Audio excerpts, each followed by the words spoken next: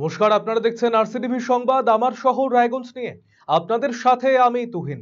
শুরুতেই যে খবরের দিকে নজর রাখবো, পিএসসি পরীক্ষা চলাকালীন পরীক্ষার হলে পরীক্ষার্থীর কাছ থেকে মোবাইল উদ্ধার, পরীক্ষার্থীকে আটক করেছে পুলিশ। রবিবার এই ঘটনাটি ঘটেছে রায়গঞ্জের মহারাজা জগদীশনাথ হাই স্কুলে। বিদ্যালয়ের ভারপ্রাপ্ত প্রধান শিক্ষক তামিম সোরেন জানিয়েছেন, স্কুলে পর্যাপ্ত নিরাপত্তার বন্দোবস্ত রয়েছে। প্রবেশ পথে পুলিশের তল্লাশি চলে।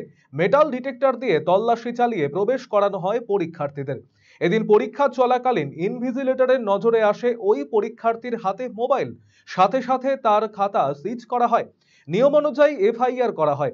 অভিযুক্তকে পুলিশের হাতে তুলে দেওয়া হয়েছে। তার বাড়ি মালদা জেলায়।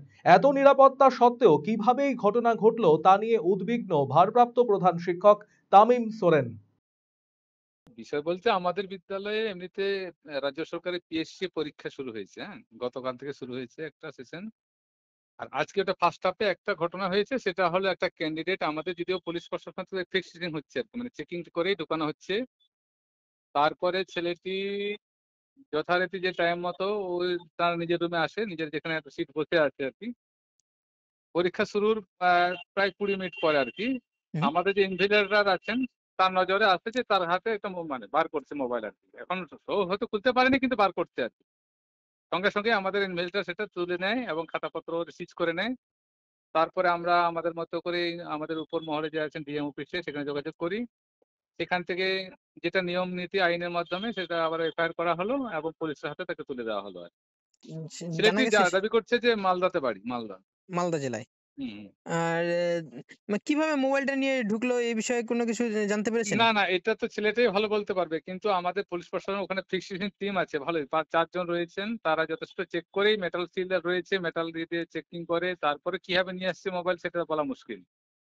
যদিও সকাল দিকটা একটা কুয়াশা ব্যাপার ছিল আরকি। ওই সময় একটা শিশির ভাব, জামা কাপড়ও পরা ছিল বেশি করে ঠান্ডা ওয়েদারের জন্য। এটা হতে পারে তার কোনো জায়গায় কোনোভাবে সে নিয়ে চলে এসছে। হুম। কিন্তু উম মানে কিছু শুরু করতে পারেনি বা মোবাইল খুলতে পারেনি কিছু আরকি। উম আমাদের তো না এরকম, মানে অ্যাকচুয়ালি তো আমরা পুলিশ প্রশাসনের উপর সম্পূর্ণ বিশ্বাসী আছি যে ভালো ডিউটি করছে, সব অ্যাজুয়ালি ভালো চলছে। কিভাবে তার হাতে আসলো সেটা তো ওনারাই একটু তো ভালো তদন্ত করবেন। আমরা নিজেরাও সমালোচনা করব যে না কিভাবে ওটা ওর হাতে আসলো মোবাইলটা এটাই। রায়গঞ্জ শহরের যানজট মেটাতে পৌর বাসস্ট্যান্ড স্থানান্তরণের উদ্যোগ গ্রহণ করা হয়েছে। শিলিগুড়ি মোড়ে পূর্ত দপ্তরের জায়গা পরিদর্শন করছেন জনপ্রতিনিধি এবং প্রশাসনিক কর্তারা। পৌর বাসস্ট্যান্ড স্থানান্তরণ নিয়ে ব্যবসায়ীরা যথেষ্ট আশাবাদী।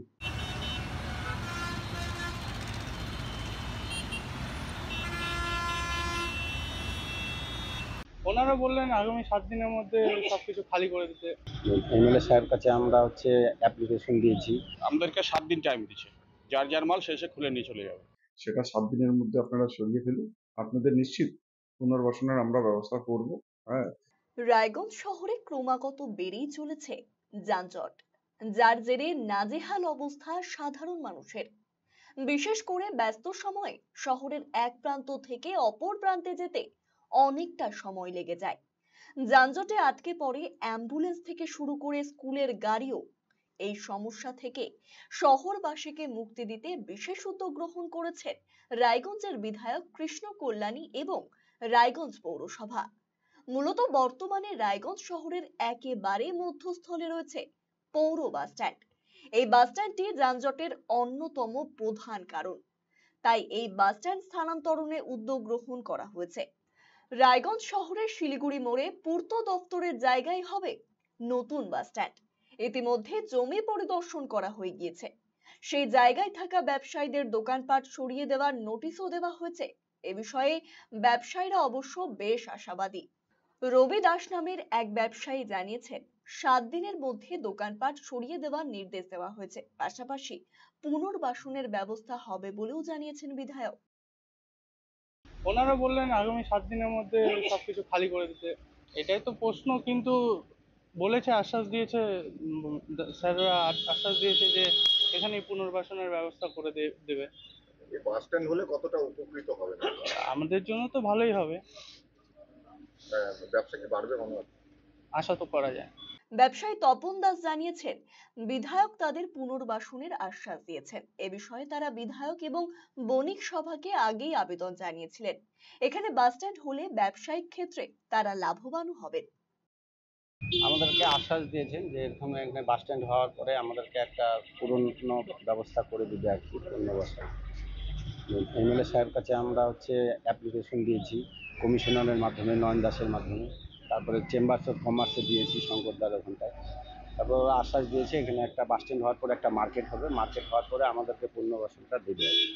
কতটা খুশি দাদা? আমরা 100% খুশি। কতটা উপকৃত হবেন এটা যদি আমরা খুবই উপকৃত হব, 100% সকলের মতো। ব্যবসা কি বাড়বে? হ্যাঁ, আশা তো করা যায় ব্যবসা বাড়বে। ব্যবসায়ী প্রদীপ কুমার সেন জানিয়েছেন 26 জন দোকানদারের তালিকা পাঠানো হয়েছে। পুনর্বাসনের আশ্বাসে তারা আশাবাদী। আমরা আমাদের যে 26 জন দোকানদার আছে তাদের লিস্ট আমরা দিয়েছি, দাদার কাছেও দিয়েছি এবং কমিশনের মাধ্যমেও আমরা ওনার কাছে পৌঁছাইছি। তখন আমাদের সাথে কথা হয়েছিল যে পুনর্বাসন আমাদেরকে দেবে। তো এই অবস্থায় এরা পূজার আগে নোটিশ দিয়ে গেছিলো। পূজার আগে নোটিশ দেওয়ার পরে আমরা দাদার সাথে দেখা করি, দাদা বলতে এমএলএ কৃষ্ণ কল্যাণীর সাথে দেখা করে আমরা আর্জি জানাই যে আমাদের পূজা অবধি রাখা হোক, তারপরে আমরা ভেঙে দেব। তো পূজা অবধি কথা রেখেছে, আমাদের পূজা অবধি আমরা যার ক্ষমতা অনুযায়ী ব্যবসা করেছি। আমাদেরকে 7 দিন টাইম দিচ্ছে, যার মাল সে খুলে নিয়ে চলে যাবে। আপনারা কি খুশি দাদা? হ্যাঁ, আমরা খুশি। আমরা 100% ভরসা করি দাদার উপরে। আমরা 100% উপকৃত হব এবং একটা সঠিক জায়গায় এবং ফিক্সডলি একটা জায়গায় আমরা ইনভলভমেন্ট হইতে পারবো, ব্যবসা ভালো হবে। বিধায়ক কৃষ্ণ কল্যাণী জানিয়েছেন এ বিষয়ে তার কথা হয়েছে মুখ্য সচিবের সাথে। খুব দ্রুত এই জায়গার বিষয়টি মিটিয়ে কাজ শুরু হবে। পাশাপাশি ব্যবসায়ীদের পুনর্বাসনের বিষয়েও আশ্বস্ত করেছেন তিনি। না, আপনারা যেমন দেখেছেন, হ্যাঁ, আমি এসডিও সাহেব, রায়গঞ্জের মিউনিসিপ্যালিটির board of administration chairperson Sandip Biswas, vice chairperson Arindam সরকার, আমরা সবাই গিয়েছিলাম ওখানকার দোকানদার যেখানে এনেছে, যেখানে বাস স্ট্যান্ড শিফট হবে, তাদের সাথে কথা বলি যে তাদেরকে বলা হয় যে খুব শীঘ্রই বাস স্ট্যান্ডের কাজ চালু হবে। তো আপনাদের যেটা এনক্লোজমেন্ট রয়েছে, হ্যাঁ, সেটা 7 দিনের মধ্যে আপনারা সরিয়ে ফেলুন। আপনাদের নিশ্চিত পুনর্বাসনের আমরা ব্যবস্থা করব। হ্যাঁ, আর আপনারা যেমন জানেন এনএইচটা শিফট হয়ে যাওয়াতে বাইপাসে আজকে এখন তেমন ওখানে ফুটফল নেই, কিন্তু বাস স্ট্যান্ড আসলে পরে যাত্রীদের সমাগম হবে, তাদের দোকানদারির ব্যবসাটাও ভালো হবে। তো তারাও খুব আশাবাদী যে খুব শীঘ্রই যদি বাস স্ট্যান্ডটা চালু হয়ে গেলে তাদেরও ব্যবসা বাণিজ্য তারা ভালোভাবে করতে পারবে। না, আমার সাথে চিফ সেক্রেটারির কথা হয়েছে, এই যে ল্যান্ড যেটা গভর্নমেন্ট টু গভর্নমেন্ট ল্যান্ড ট্রান্সফারের যেটা ব্যাপার আছে, এই ফর্মালিটিটা খুব শীঘ্রই হয়ে যাবে। আমি বিশ্ব মেন্দার প্রোগ্রামে আমি চিফ সেক্রেটারির সাথে আমার দেখা হয়েছিল, ওনাকে আমি বলেছি। হ্যাঁ, তো আশা করি খুব শীঘ্রই ল্যান্ডের অ্যালটমেন্টের কাজটা হয়ে গেলেই, হ্যাঁ, আমি ডিএম সাহেবকে অলরেডি জানিয়েছি আমার এমএলএ লেট ফান্ডটা যেটা আছে আমি সেখানে দিয়ে কাজ খুব শীঘ্রই তাড়াতাড়ি। আরসিটিভি সংবাদ, রায়গঞ্জ। আরজিকর মেডিকেল কলেজ ও হাসপাতালে পৈশাচিক ঘটনার পর অতিক্রান্ত 100 দিন, এখনো এই ঘটনার তদন্তে তেমন কোনো গতি পরিলক্ষিত হয়নি। এই বক্তব্যকে সামনে রেখে রায়গঞ্জে আন্দোলনে সামিল হলো সম্মিলিত প্রতিবাদী স্বর নামের একটি সংগঠন। রবিবার এই সংগঠনের সদস্যরা রায়গঞ্জের ঘড়িমোড়ে একত্রিত হন। সেখানে আরজিকরের নিহত মহিলা চিকিৎসককে স্মরণ করে 100টি মোমবাতি প্রজ্বলন করা হয়। 100 সেকেন্ড নীরবতা পালন করা হয়। মানুষকে সচেতন করা হয় এদিন। দেখুন, আরজিকর কাণ্ডের 100 দিন অতিক্রান্ত হওয়ার পরে স্বাভাবিকভাবে মানুষের মূল দাবি ছিল কবে আমরা ন্যায় বিচার পাবো।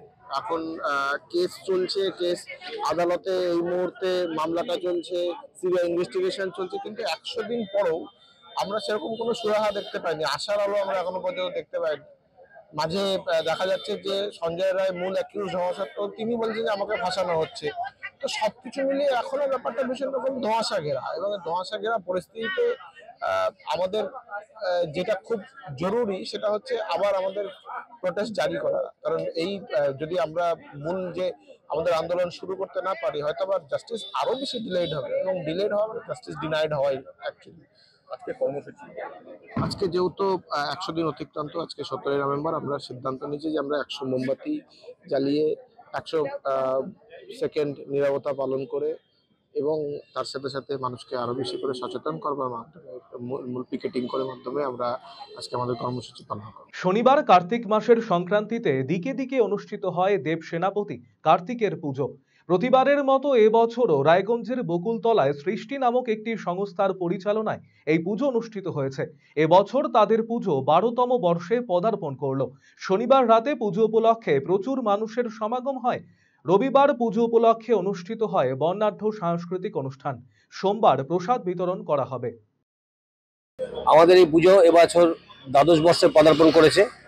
আমরা আজকে কার্তিক পূজা হলো, আগামীকাল এই কার্তিক পূজা উপলক্ষে রায়গঞ্জ এবং বহিরাগত শিল্পী দিয়ে একটা সাংস্কৃতিকমূলক অনুষ্ঠান করবার চেষ্টা করেছি আগামীকাল, আর পরশুদিন আমাদের প্রসাদ বিতরণ হবে। এ বিষয়ে বলবো, আমরা ছোট থেকে দেখে এসেছি বটতলা, অর্থাৎ আমাদের গার্লস স্কুলের মোড় বটতলায় আমরা দেখতাম ছোটবেলায় বাবু কার্তিক, বিভিন্ন রকম কার্তিক পূজা হতো। তারপরে কার্তিক পূজা বন্ধ হয়ে গেল। আমাদের একজনের কথা বলতেই হয়, সীমাদি, সকলের প্রিয় সীমাদি এই পুজো উদ্ঘাটন করেছিল আজ থেকে 12 বছর আগে। তো সীমাদি চালু করে দিয়েছে।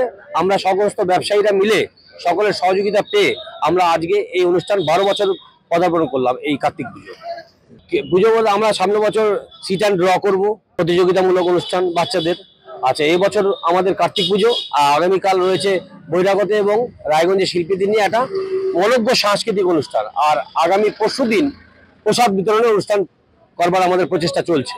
আমার শহর রায়গঞ্জ এখনকার মতো এই পর্যন্তই। পরবর্তী খবরের জন্য নজর রাখুন শুধুমাত্র আরসিটিভি সংবাদে। নমস্কার।